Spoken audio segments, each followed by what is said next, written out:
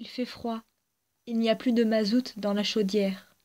Je suis devant ma machine, et rien ne vient. Les chiens dans le jardin sont assis sur leur derrière. Ils savent que je suis là.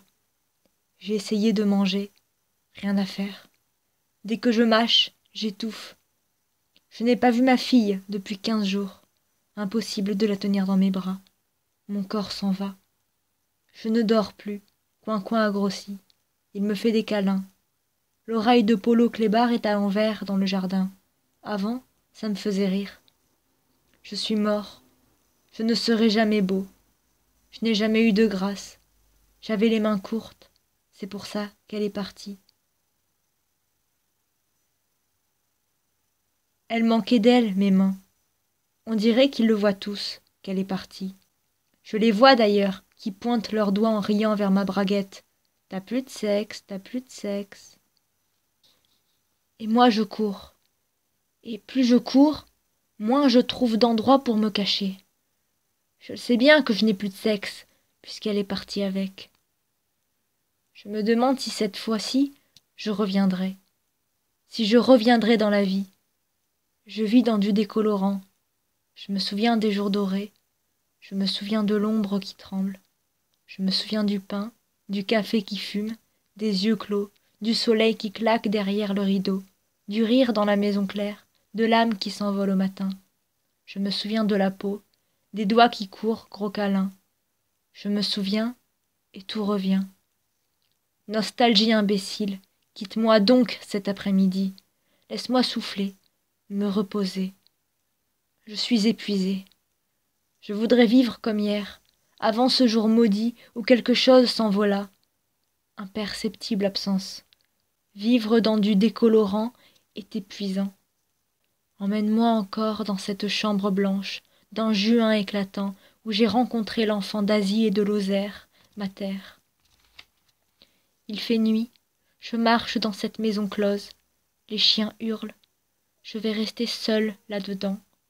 Je n'ai plus de somnifères, je ne connais personne qui puisse m'en donner dans ce village. J'ai pas d'ordonnance. J'ai bouffé la ration d'un mois en 5 jours. Il me reste 2 litres de rouge.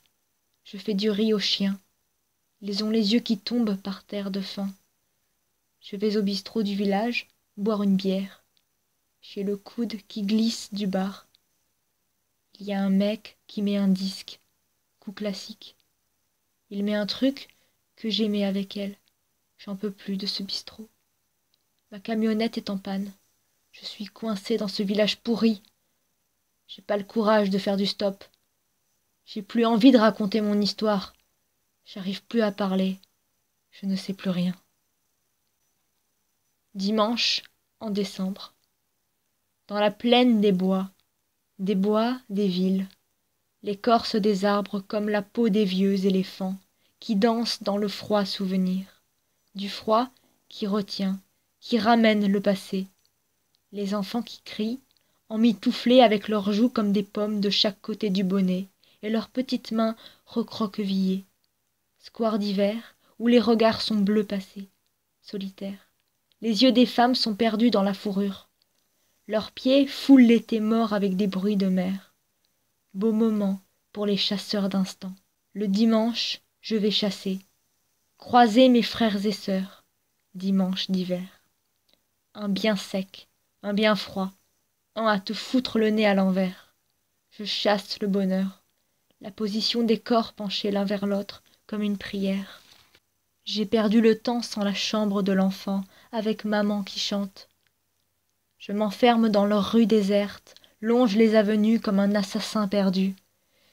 J'écris à ma fille tous les dimanches sur mon carnet bleu. Elle joue là-bas chez mamie. Elle joue, mon enfant, mon joli sourire si doux, ma déchirure, mon abandon. Les bistrots le dimanche, on dirait des cliniques, des salles d'attente. Je me suis assis dans mon coin, il est 16 heures. Les amoureux viennent prendre leurs œufs au jambon, les yeux gonflés. J'imagine un autre endroit, terriblement proche, quelque part, dans la ville, où elle beurre au même instant ses tartines. Lui la regarde et la voit nue comme cette nuit. Elle sourit certainement. Moi, J'ai les mains de chaque côté de mon verre. Elle est loin. La fille assise en face de moi, la bouche gonflée, presque meurtrie. J'en imagine les raisons. J'ai envie de chialer. Elle est belle aussi. Le type est heureux de ce que ses yeux ont vu et retenu. Moi, je me chiffonne. Je suis un gros tas, avec des vieilles couilles toutes ridées. Puis mes mains imbéciles, je dégouline. Je le vois en train de fouiller son ventre. Et puis elle qui l'aime, qui tend ses bras, et puis ses seins qui frisent. Je me jette dans tous les bars. Je m'accroche à mon verre. Il tombe et m'éclabousse.